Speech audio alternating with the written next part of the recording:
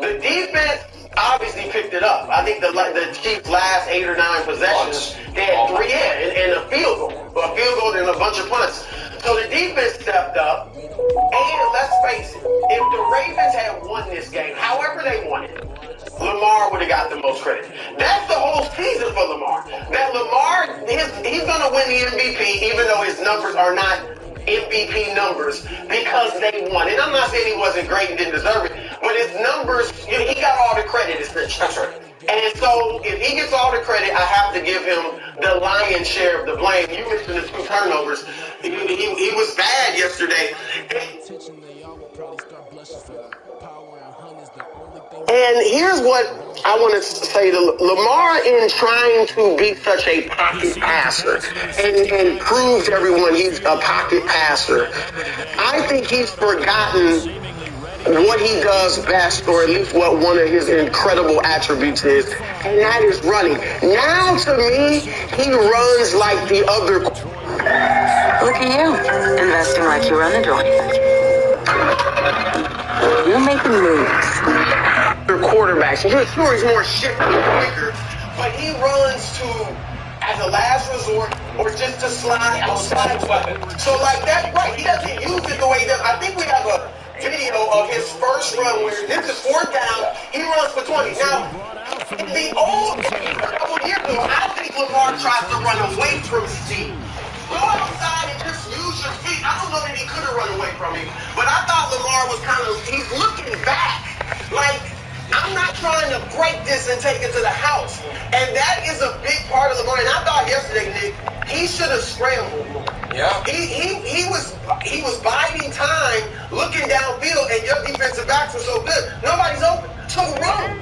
And I think that he's got to find that happy medium between, yes, I'm a pocket passer, but I know I can run better than any quarterback in history, so let me use it. I also think that play made me think he's not quite as fast as he could have run. I think he couldn't have, but it feels like he's a rookie down their second year. So it just made me just a tiny, tiny bit not as fast. But it's a weird spot because I'm rooting for the Chiefs, believe it or not. I don't like pom-poms, but, I have my rooting interests. And we're playing the team, the MVP quarterback, and I was like, maybe just turn this into a downfield passing game. And I'm going into the game, and it's not because he can't do it, but it's because the rest of it is so much scary. And because the Chiefs, to be fair, I trust the Chiefs corners. But for Lamar, those ghosts of playoff pass now, these 2 graphics I'm going to show you are going to be jarring. Every year of his career that he's made the playoffs, their season low in points, we can show it to you, came in the playoffs. So that's 100%. Brady, it happened to him 5 times in 20 postseasons. Peyton, it happened 4 times in 16. Josh Allen, it's happened once in 5. The Packers, it's happened once in 6, the Super Bowl against Tampa. For Lamar, every single year. And then you have this. The Ravens never get rolled in the regular season. So that is twice in 77 games in the regular season, he's never out of it. And 4 out of 6 times in the playoffs. So that is, and Brew, I don't know where I felt, we both said, he needed the one awesome playoff performance, and that monkey's off his back. This game was so odd, because his overall numbers are not terrible, but watching it, it felt like he made a bunch of big mistakes, and they were stuck on 7 for so long. Yeah. It feels like it jumped right back on his back to a degree, and it feels like the MVP award ceremony is going to be that whole NFL honor is going to be really weird, because none of the Chiefs are invited for any award whatsoever, but that's fine. I think it's also it's a weird spot. Yeah, well, they'll be locked in. You could, Skype it. So, but I think people are wondering, I think he can get a Super Bowl. But a lot of people are not ever win a Super Bowl. And like I said, to me, he's got to find that mix between being who he is. He's not Patrick Mahomes. He's never going to be Patrick Mahomes. Mm-hmm. All right, he's going to have to do it differently. Yes, he improved as a passer, but But are you putting this, because earlier you're going to run more, Gus Edwards should run. Lamar's not calling all those plays. He's making the decision to scramble, but designed runs aren't there. So are you going to I think he can obviously audible at the line of scrimmage, but even if he goes in at halftime or when they're off the field and says to the coaching staff, look, let's run the ball more. They respect Lamar, and I think they will listen to him. So with all that said, because he's important, because he's the MVP, he's going to get the lion's share of credible. What the fuck, But bro? you touched on it earlier. The Zay Flowers, forget the fumble. It wasn't just the fumble. Zay Flowers, I'm watching the pregame, and he's being interviewed. Obviously, it happened a few days ago. He's being interviewed, and they asked about touchdown dances. And he's like, yeah, I had this one that was really good, that one. And he's asked, do you have one planned for the AFC title? And he says yes. And that's swag surfing, that's mocking the Chiefs and Taylor Swift. That is what you're essentially doing there is mocking the wives and girlfriends of the Chiefs best players. Really smart move, good call. But Brew, it was not lost on me that they are, what are they doing right there, Brew? Literally. Brew, what are they doing? Brew, they're dancing. They're dancing. Oh, yeah. What did L'Jarius Sneed do? He punched the ball out. So your Baltimore Ravens turned in, bro, to some breakdancers. The Chiefs turned the bullies into breakdancers. Literal breakdancers. Could you have ever seen it? I could not even. I told you. I thought they just pulled up their pants and rock away. No. Sit on the side. Sneed punched the ball. They were breakdancers, and that is how your season ended. These fellas, you never thought they'd be wearing this shape. Yo, what the fuck? Yo, Skinny, show me how to break tackles like that, man. They had a whole Randy be doing it. Fellas, great job as always. Good job, bro. Thank you. See you next week. I hope to see you under better While circumstances. the studio gets full of fog, I do have one other announcement to make. It's very important. We can't drop the banner yet. Wilds? Yes. I have a video for you. Guys, play the video. Start Beach, General Manager, Kansas City Chiefs. Kevin Wilds, welcome back. It is officially the Green State of the Chiefs Kings. I ain't even picked that shit. I picked a full. I should have just called a timeout, man. You're back. Bruce still talking. And that's what I'm saying. It don't matter what type of defensive tackle I got or whatever. They get in, and then it's like they lose their sense of direction. Like other users, they get in with their D tackle. It's like they a magnet to the football. Don't matter what league I'm in. Every time my D tackle gets a push like that and get in, they don't make the play. But then they leave a big gap.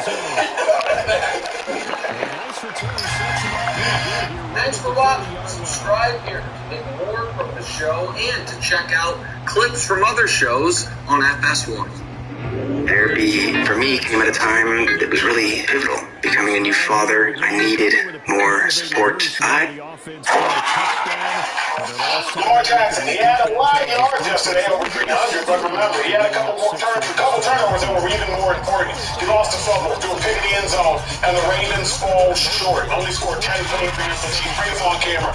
James, I will start it off because I'm probably the most critical. I've been critical. I don't even think I've been critical. I just think I've been honest about Lamar's performance. Lamar's performance was incredibly disappointing from a micro level, but it was also disappointing from a macro level. Joy, you said something last week. You said it very brilliantly, and I agree with you wholeheartedly. That there was more than just pressure on Lamar Jackson this game. There was pressure on the narrative of the running quarterback. Because so often we say that running quarterbacks can't go as far as passing quarterbacks. And I agreed with Joy. If Lamar would have won the game in fairly convincing fashion or at all, the narrative would have changed. But Lamar Jackson, to me, proved why the narrative exists. A-plus passer, Patrick Mahomes, probably a C-plus runner in period. Versus A-plus runner Lamar Jackson, and maybe a big passer, a C-plus passer Lamar Jackson. And you saw who I'm going to have. Here's a dude who can make his layups.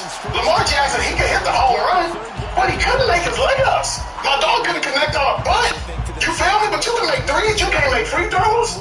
5 for 12 at halftime passing the ball. Like, I was so disappointed because when your team needed you most, you fell short. How you going to take that sack and a forced fumble? You have about 5 seconds to pass the ball. You're going to throw another pick in the end zone when your whole career trajectory as a playoff performer is on the line. And the real reason that I'm done right now, James, I'm most disappointed. I love me some Greg Roman. People hate Greg Roman. Hated him. Offensive coordinator. Love me some Greg Roman. He helped Lamar Jackson win a unanimous MVP. Helped Colin Kaepernick get to a Super Bowl. Helped revive Alex Smith's career. I love me some Greg Roman. But they got rid of Greg Roman. Joey, they said Greg Roman wasn't enough. They said they ran the ball too much with Greg Roman. Said the offense was too simplistic with Greg Roman. Said Greg Roman was holding Lamar Jackson back. So now you're bringing Todd Monken. And not only do you bring in Todd Monken, you draft another first-round wide receiver in Zay Flowers. You paid Odell Beckham $15 million because Lamar Jackson wanted another wide receiver. You got Isaiah Likely a tight end. You got Mark Andrews a tight end. You got Rashad Bateman a first-round wide receiver. You got Nelson Aguilar. He showed up last week versus Buffalo Bills, scored a touchdown. So you got all these receivers. And now they complain that they didn't run the ball enough. Like, James, I was so disappointed in how this performance went for Lamar Jackson, but how disappointed were you? I want that. I want my dog to be in the Super Bowl. But I'm very disappointed because Lamar wasn't Lamar. Patty Mahomes is a passer. That's what Patty Mahomes does. Stand in the pocket, sidearm, behind my back. That's what he does. There's no because you are a good runner. Be you. You are about to win. See what I mean? Because you were you all season. And the biggest game on the line, you got away from who you were. As I was watching that football game. If Lamar drops back and he's like, man, ain't none of my receivers open, it happens to Patty Mahomes, it happens to all of us. But what I do different than what these other quarterbacks do is I'm out of here. Ain't got no time for no strip sacks. Ain't got no time for that. I don't care if you got a spy on me. The last spy was on me was Fred Warner. That was good. Y'all see me pointing at Buddy when he was on the ground. Like, it don't matter. Lamar got away from doing what he does best. I don't even care what the play call is. Right? I don't blame the offensive coordinator at all. I don't blame Monken at all because I truly believe watching that game what Monken said was, I'm putting the football in my best players' hands. I understand everybody won't Gus, and he ain't my best player. My best player is Lamar Jackson, and he can run and throw and make it extremely hard on defenses. And Lamar did not do that. Lamar stood in the pocket. He took some sacks that he did not need to take. He threw some footballs that I don't even know what my dog was looking at. It just was an overall bad performance by him, and it wasn't yards and how he played. That's what stood out for me. How he played. He did not play like Lamar Jackson. He played like a pocket passer, and he's not a pocket passer. He's a really good quarterback that can throw and run, and he did not play like that, and that's what was disappointing to me because if he did play like that, the Ravens might be. Yeah, I'm disappointed. I'm disappointed mostly because, as James just said, Lamar didn't play his game. It felt like it was kind of, he was forcing things that he would normally take, moments that he would take in his hands and make a big play. He was trying to throw the ball. It all felt very like, you know what I mean? It's just not yourself. It felt forced, felt awkward. It wasn't his game. And we've seen him have huge games this year against really good talent. So we know what he is capable of. This is what will be a two-time league MVP. They are in the AFC Championship game for a reason. And he's the best player on the team. And he's shown many times throughout this season to be the best player on the field. So it's not that Lamar Jackson isn't capable of it, even in the postseason. So that's really what's disappointing because now the narrative is going to spin to how do you win the big game. Like they were in the AFC Championship game. I know that it didn't go the way that we wanted to, but all in all, when you're looking at was this experiment of changing the offensive coordinator successful, I think it was. I think the AFC Championship game, when he has never been to an AFC Championship game as a unanimous MVP, shows that it was successful. Did they reach out with goal? No. Is it disappointing? Yes. Did we want Lamar Jackson to have an opportunity to play the Super Bowl and he does have this incredible defense alongside him and all this talent? Yes. And only one team goes to the Super Bowl. And this year they went up against Patrick Mahomes, and he's one of the greatest to ever do it, and he's writing his story to be the greatest to ever do it. So I guess for me, I am disappointed, but I can't go running to writing off everything that Lamar did this year, what the Ravens did this year. It was disappointing. It wasn't a performance that we expected from him, and that part is fair. So the criticism of that is fair. But I'm not going to go crazy with it. I still think that Lamar Jackson is incredibly talented. I wouldn't be surprised if they're right back here again next year. There were a lot of other mistakes that happened throughout the game that I thought was a reflection of them not being there before. So you're going up against a team that's won 6 straight AFC Championship games. You're not able to make mistakes. And especially against a team like the Chiefs that are going to take advantage of the mistakes that you make. Yeah, I'm disappointed in Lamar Jackson, right? And I blame him for this loss. But also, I would blame him for what we lost, right? I think it's a big part of it. Good D. His hands. He did some questionable passes, right? Even the ones to the last pick to Likely. There's 3 guys. I didn't know what he was trying to do there, but you know, and another thing is like him holding on to the ball too long. Like for what? You Lamar Jackson. It's what makes you special. They pray you do that, right? They don't take off. So I blame him for a lot of them type of things, and also not getting the offense going, right? Like it took so long for them to go, but there's some other blame that needs to be passed around too, right? I'm gonna go to the defense. The first two drives they scored. I mean, so you're not used to that though. Like the number one of the things we talked about was how great this defense was. That's why I gave them a chance that they should win. So my thing is off the rip. You looking at his faces and all that. They only gave up 17. I hear you, but it's crazy. Yeah, but it's about the momentum. So you coming into our house, right? This house that play a little they do. We on defense. That's why we love the Ravens, right? Lamar Jackson, who he is, a lot of it's the defense, right? So when you come in here, right, on the road, and you come here, you score back to back, it's like it's a shock. We just talked about how he talked about pressure. We talked about momentum. Usually that's momentum. Agreed. So now in the second half, right, the offense was kind of stalling out. We don't have to put the foot on the gas like we did in the first half. If you look at the Chiefs, they don't run the ball, okay, take a little small, check it down, punt it. Play defense. They play safe. They do what the Lions did. That's one part. So I'm giving some of that to the defense early in the game. Or if you want to shot, you score them early. You make them bleed. Oh, they cut. We ain't even cut on here. We cut here. That's one part. The second thing is, all the dumb mistakes, all the dumb penalties, though. Right? I'm going to go to Zay Flowers. Now, he did fumble on the 1-yard line. He's a rookie. And I'm giving him a big pass. It's the biggest game he's ever been in. All right? He's trying to make a touchdown, but he catch, boom, fumble. Playing ball. He's playing ball. It's a bad situation, but it happens. He gets some of that blame. And then with the which one? What are you doing? First of all, you get up on him, you spin it on him and look at him. What you think about that? It's crazy. Y'all down 10 first off. Bro, this is how they gonna do in my hood or my neighborhood. They gonna do something like this. Get on me, boy. And like, two of them had his leg, though. You know what? I spin the ball on him, though. See, the Chiefs not gonna do that. No, that's big football. The second one is all the other penalties lead to that. You had Conley. He had the lay hit on Patrick Mahomes. And then the big tackle. Yeah. Why would you hit the quarterback in the face? Why are you doing that? See, these are the small things you don't even see. You look at the stat lines, you're going to see Lamar did this, he did that. But it's small things in the game that should never happen. So now when you look at Lamar not playing well to late in the game, all these mistakes are turnovers, and then you look at all the flags, like, you're going to lose. So I blame all that and one. I think Lamar deserves a lot of that part because he's a quarterback. He's the MVP. MVP look at a lot of that. But then his teammates didn't help him out either. They did.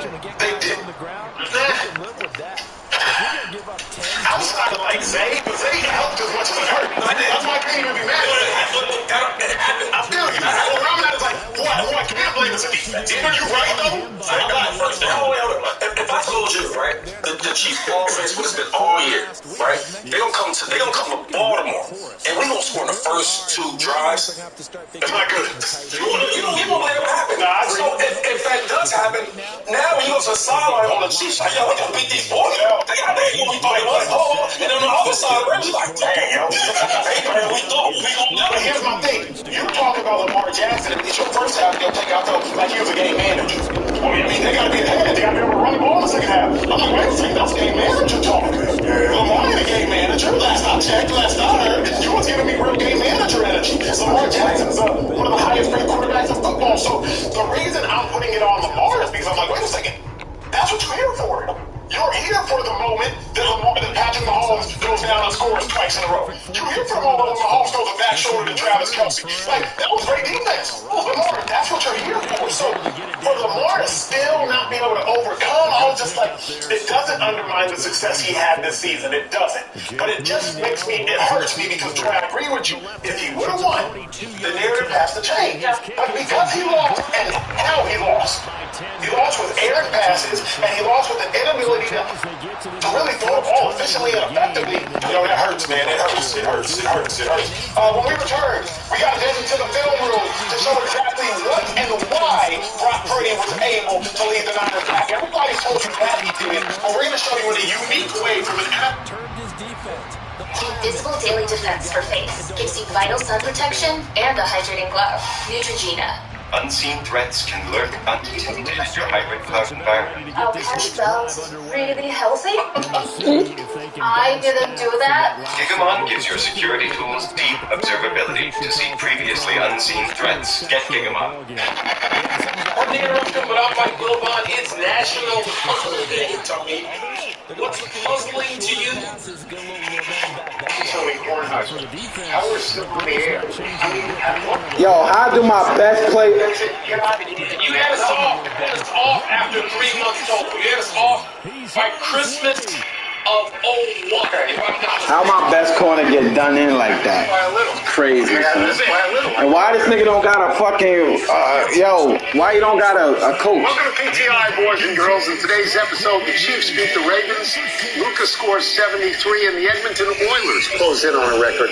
But we begin today with the 49ers coming back from 24-7 at the half, and at one point scoring 27 unanswered points and beating the Lions last night 34-31. This was a thrilling game. I watched all of it, not like me. Wilbon, do you see the second half as the 49ers winning the game or the Lions losing the game? Well, the 49ers winning. I mean, this is what we've come to expect of them. We watched all year. We praised their offense for being great all season while also having a defense that can stifle you over a period of time. That period of time would be most of the second half against Detroit on Sunday. So they won the game. They're playing at home. I think what may have surprised some people is that Brock Purdy has gone from game manager to big playmaker. I mean, he had a couple of 21-yard runs. He extended plays. He made plays. You can't just sort of put him in a box anymore. He did that with all of the weapons the 49ers have. The 49ers went into this game as a favorite. They went into this game with the praise of a season, except for a 3-game losing streak there in the middle. So I don't know that all that much surprised us. I know at 24-7, you had this thing, you were about to turn off the TV until I talked you off the ledge. And I'm like, wait a minute.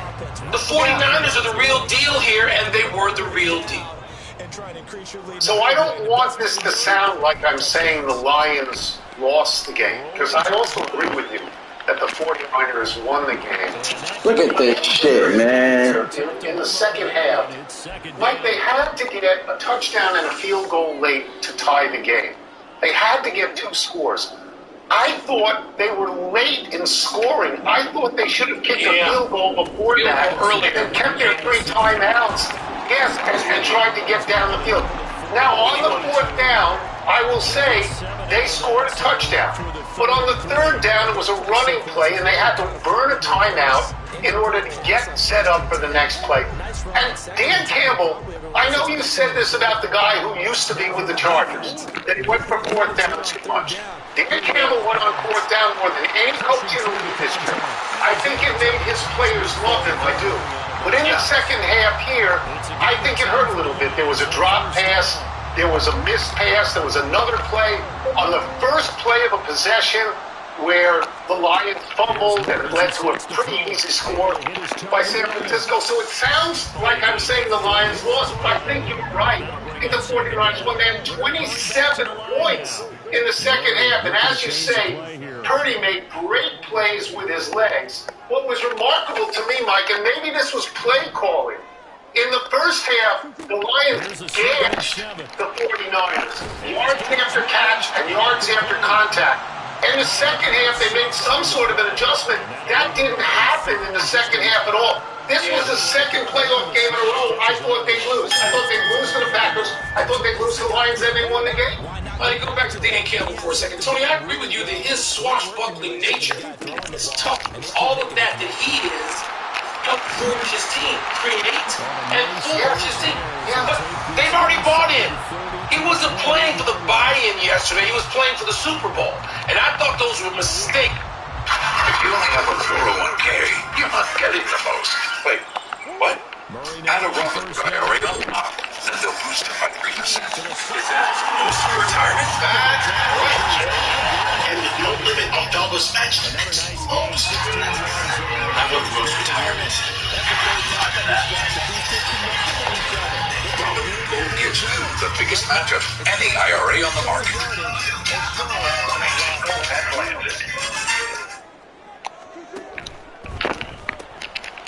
Here's Murray, a quick throw complete. Down to the 6-yard line. Crohn's disease are also mistakes in real time. You know I did, because I said to you, no. I don't believe in this today. The players weren't going to doubt the manifesto yesterday. They were already bought in. So play to win the game you're in now. I didn't like that part of it. And no criticism of Lions overall. None. They went toe-to-toe with the Niners in wherever they are now, Santa Clara or whatever. Should have won this place. They lost a lot. They should have won. They couldn't win that game. Yeah. Let's move to the AFC. The Chiefs beat the Ravens in Baltimore. Patrick Mahomes and company scored all 17 of their points in the first half, then benefited from 2 Ravens turnovers in the red zone. Tony, what did this result tell you about each of these teams? Well, I'm going to start with Baltimore, a team that I felt was the best team in the NFL going into the playoffs, what they had done over the last 2 quarters. Not yesterday. I mean, they had 4 personal fouls, Mike. You can't have that. It pushes the ball too far back. It's immature. You can't have that. And they had 2 terrible mistakes late in the game, or relatively late in the game. The fumble by Flowers into the end zone, that's going to be 6 points on the next play. And Lamar Jackson threw a really bad pass on a second down into the end zone where 3 white jerseys were surrounding the 1 purple jersey. Any of those 3 could have made that interception. I felt Lamar Jackson picked a very bad day to have a very average game. What it says to me about the Chiefs is easy. And I used this word this morning with you. They're worthy. They're a worthy team. They know what they're doing. Patrick Mahomes is not the MVP this year and shouldn't be, but he's the best football player on the planet. He's been for about 5 years. In the last 2 playoff years, he's now 6-0 with 11 touchdowns and no interceptions, and that's what we like to call Joe Montana now. Yeah, Tony, I'm not going to disagree with any of that. I thought Baltimore, first of all, you start with, for me, not with Lamar Jackson, you start with undisciplined play. They had no points. What are you doing? And we know John Harbaugh's a great coach over a long period of time. But what were they doing? Could he not get his message across to them? And it sounded like he had warned them all week about just that sort of thing and just those type of penalties. And that submarined them. And then to go to Lamar Jackson and then Flowers, I mean, stop. I don't want to hear about well, they could have not called the penalties. The penalties were fine. The penalties were correctly called. When we get to Lamar Jackson, Lamar Jackson's just not up to the moment yet. And I'm not going to say he's never going to be that. People who say never must not be familiar with the career of John Elway, who got to the Super Bowl and got blowed out 3 times and came back late in his life at like 38, 39, and won a couple. So I'm not going to say never about Lamar Jackson, but he's not up to the moment yet, Tony, and neither was the play calling. Baltimore just did not offer their best effort yet. Run the damn ball more. Lamar should not be running all around throwing it, and he should have been willing to take off more. They were out of personality, perhaps because they wanted it so bad at home, and it got to them and overwhelmed them. But Baltimore, there are plenty of places to fault them, and Kansas City, as you said, is a worthy champ. Yeah, everyone spent all year saying what happened to the Kansas City offense. You mentioned it every week. Including me. Yes. Well, everyone said all year, can Mahomes win on the road? Because he never had to do it before. He just won convincingly in Buffalo, and he won convincingly in Baltimore. And you have to give them credit. They deserve so much credit. Andy Reid, all of them. We have a rematch. We have a rematch of sorts in the Super Bowl. 4 years ago, the Chiefs beat the 49ers. The 49ers had Jimmy Garoppolo then. The Chiefs had Tyreek Hill. The 49ers were up 20-10 with 6 minutes and change to go. And the Chiefs got 3 touchdowns in the last 6 minutes. Well, now the 49ers are a slight favorite here. What are your initial thoughts? Well, they were a slight favorite. I mean, just listening a few minutes ago, I heard the money had moved to Kansas City. Kansas City's now a 1-point favorite. Now, I don't care about any of that. Doesn't matter in the least, not to me. Tony, it's a game of 2 Titans in the league this year. I don't know that anybody's an all-time great team. Kansas City can just prove, sort of like the 49ers of the 80s proved, that when you keep it going, or the Patriots, you know, of the aughts and then the teens, prove that when you keep it going, that's a specific form of greatness that makes it different. I don't know that either one of these teams is an all-time team, great team for this season. But I'm ready to watch it. I don't have any skin in the game. I don't have a favorite. I'm happy to see Patrick Mahomes play again. I'm happy to see this group of Niners play again. I'm happy with the two teams in there, but I don't. It's a pick-em game to me, and that's as far as I go with the gambling. My initial thought on this, because when it opened, I thought it opened at 2 points, San Francisco -2. So my initial thought then was, are you allowing me to bet on Patrick Mahomes and you're going to give me points? Where do I sign up for that? Now, it may have moved because so many people bet on Kansas City because of that. Yes. I'm going to take issue. I'm going to take issue with it. When you talk about who's not a great team, I take issue in this sense. I still smile at the fact that you call Kansas City a dynasty of one. A dynasty of one was a Super Bowl shuffle Bears. They were a dynasty of one. That's right. This is now 6 straight AFC championship games. This is 4 years in the last 5 into the Super Bowl. Like, I think they call it recency bias. If we didn't see the Patriots looming so large with everything they've done over the last 15 years, we would realize that this is historic what Kansas City is doing. There aren't 5 teams that have ever done this, and I think they are on the verge, if they win this game, of being called a great team. And I'll tell you this, that Kelsey and Mahomes and Andy Reid, they're going to the Hall of Fame, and they sure are going too. There's no doubt about that. By the way, though, there's magic here. Yes. And it's overall magic. It's extended magic. I don't see that as singular season magic, and we just saw the Patriots do it. So recently, and I understand I just saw the Patriots. I just saw them do it. So, you know, from a historic context, from a historic context, there aren't 5 teams that have ever done it. Let's take a break. Coming up with an NBA player, soon top Kobe's 81. 81. And it is a good time or a bad time to have a break for the streaking Edmonton Oilers. Kobe's 81, man. Kelsey has more playoff catches than Jerry Rice. Pardon the interruption is presented by Grey Goose. Vive la vodka. Please sip responsibly. Part of Happy Hour. By Grey Goose. Part of Happy Hour.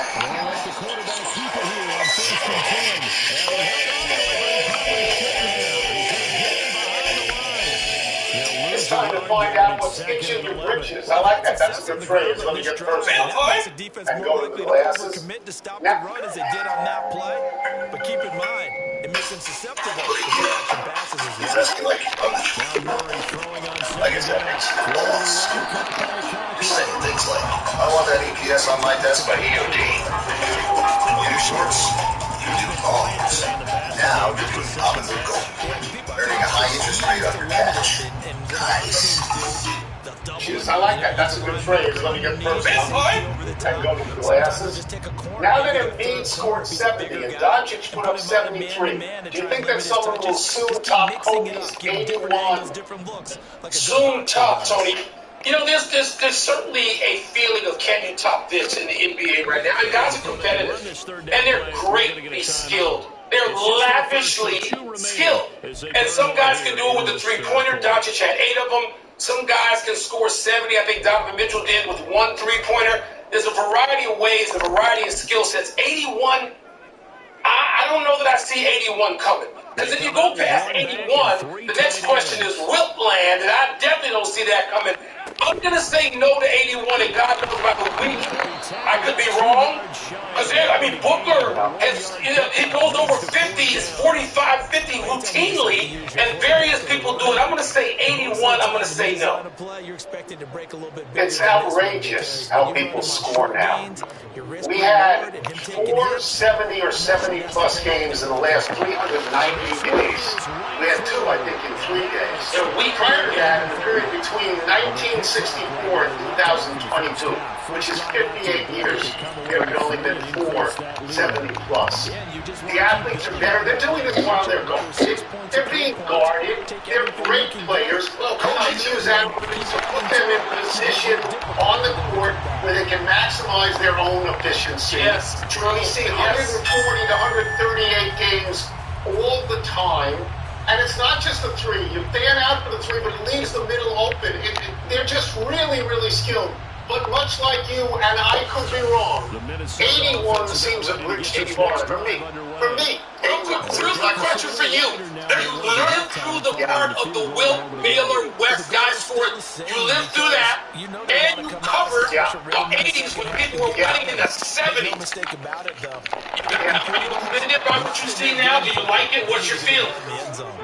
I'm not, I struggle with it. It's not that I'm offended. It seems like the talent level is so high that I'm sort of in awe of it, but I don't love it.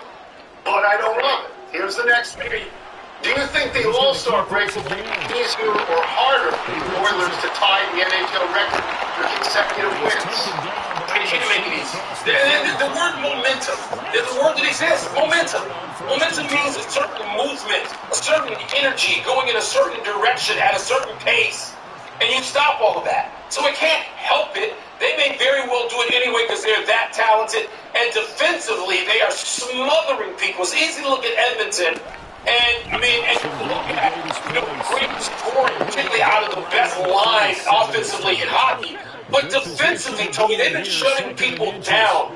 But I don't even know how that maintains that energy and that pace through an 8-day break. That's a really long break. So I'm going to say, no, we can't help it. 9 days play. I don't see how it can help. They have just won 16 games in 37 days, and I agree with you about momentum. They're going to have 9 full days off. When you're on a heater, that's going to cool you down. I don't see that that's avoidable on any level. Plus, they open up at Vegas. Vegas is the defending Stanley Cup champs. They're 6-3-1 in their last 10. Now, I want Edmonton to win. I want them to tie the record and break the record, because then it can justify firing any coach on any day in any league in the world.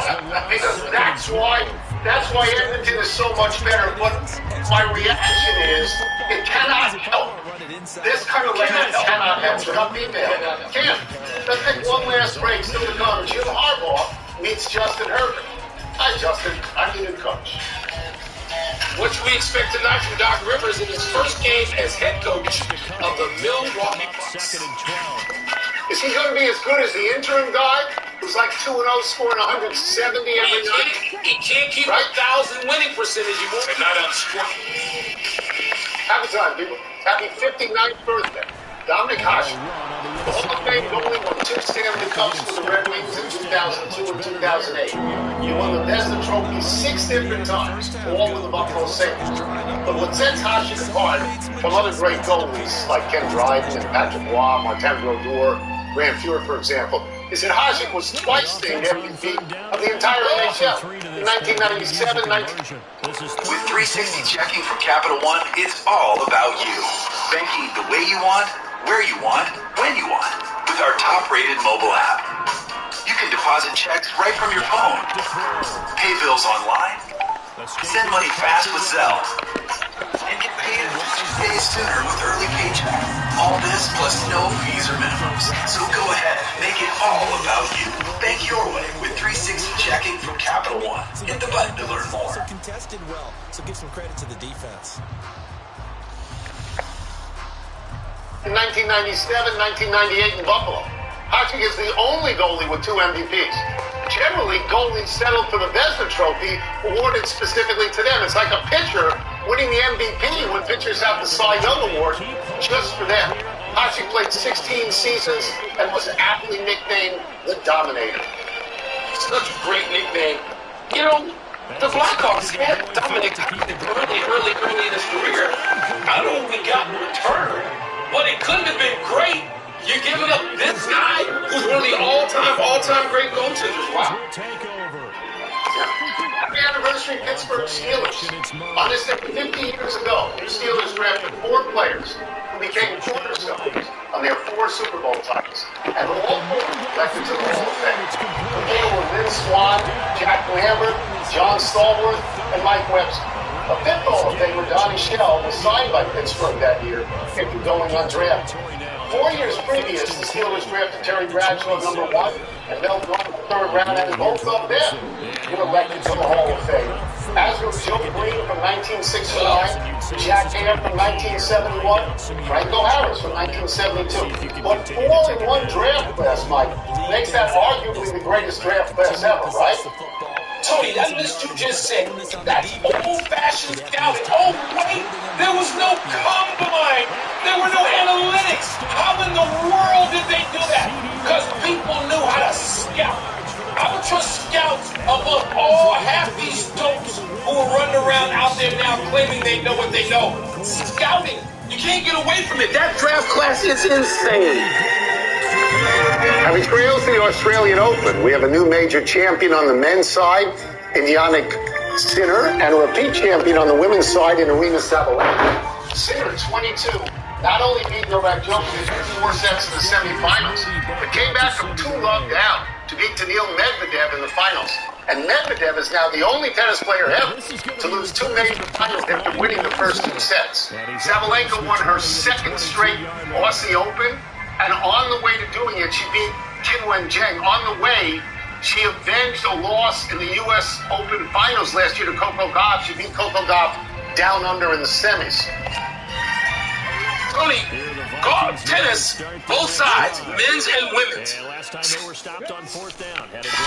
me, Brock. That Super Bowl, I missed the fan. Okay, come down. I don't care! I can't! Because it wasn't enough for me to hold up a phone and say, now new customers bet $5 and get $200. What's up, family? Welcome to Speak. It's about to be the best show that we have ever done in the history of the show. Now, I have to be honest, I'm kind enough to start the show by passing out. Here, Shady, you get a Brock Purdy jersey. It's fine. Joy, you get a Brock Purdy jersey. Because when I come around here to make James Jones, I have to, for you, Brock Purdy jersey. No. Brock Purdy has seen some of the things, so he didn't want to sign it just yet. Shady, don't need to do it. I got it in your size. So. But, don't worry about it. Just gotta make sure everybody gets Brock Purdy jersey. So see, I thought Shady might be talented. That's why this one is here to stay.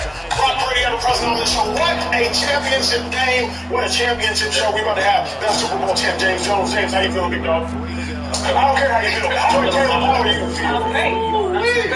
Shady, let's jump on the court.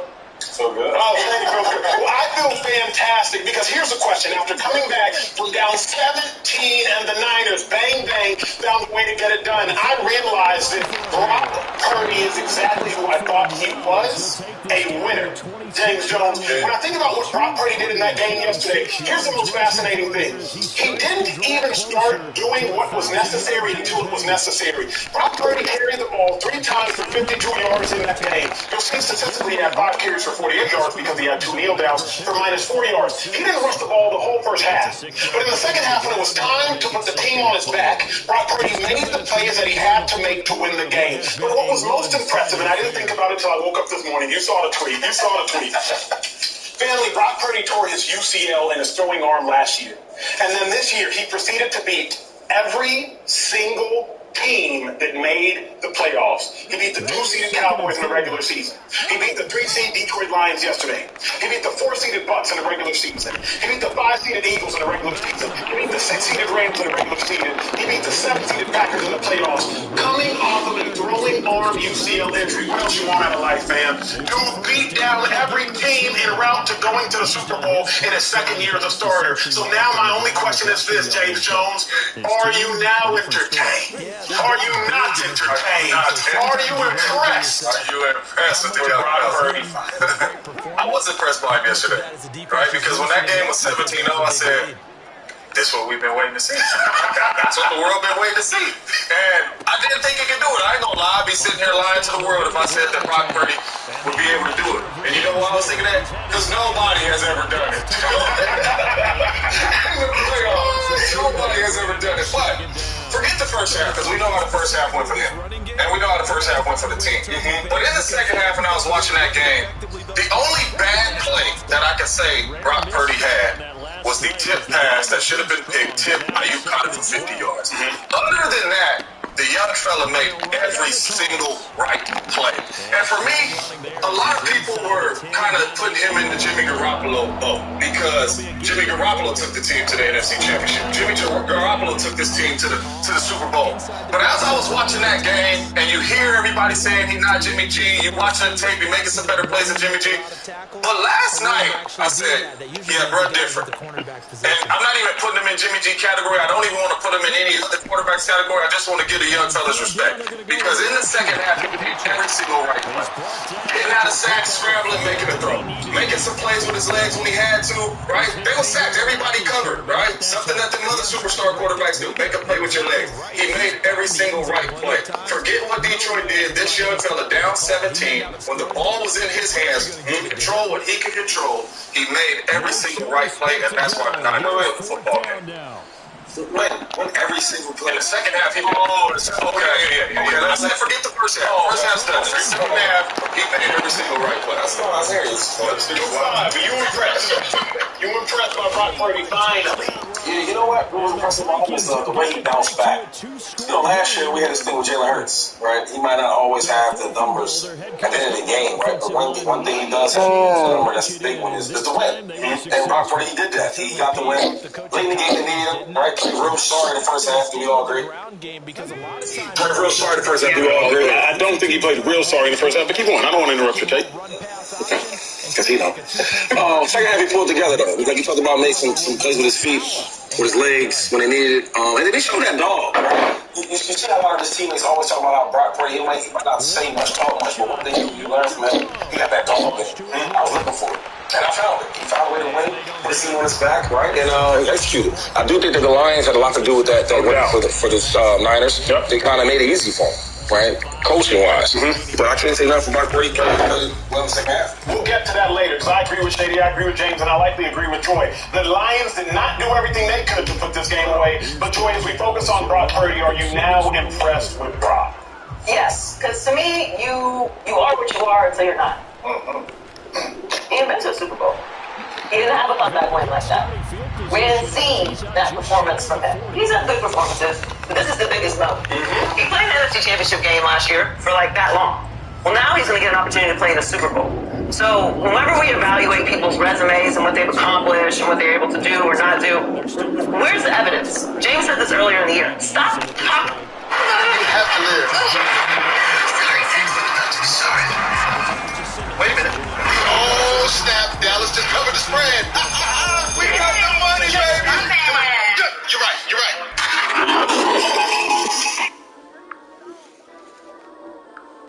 Where's the evidence? James said this earlier in the year. Stop talking about it. Everybody's just pitching things to me. I don't need to be sold on this. Go do it. This is what you play the game for. So you've got to be impressed with Brock Purdy. I said this last week after we were having the conversation about how he played in the last game.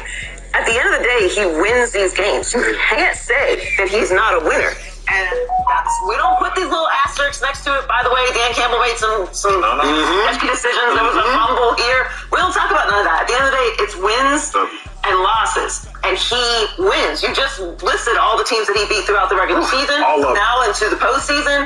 And yeah, that game was ugly at times. But being able to come back, having the poise to come back in that situation, being able to have the energy to come back in that situation is very, very important. That's the difference to me between winners and losers, and that's why I brought up Jalen Hurts last week, and I think that it's appropriate to bring up this week. What is the big critique of Jalen Hurts last year? Wow, that don't really look like it. He's winning because everybody else. He's got all these playmakers with his unbelievable defense. He's got good coaching. And what would it all say?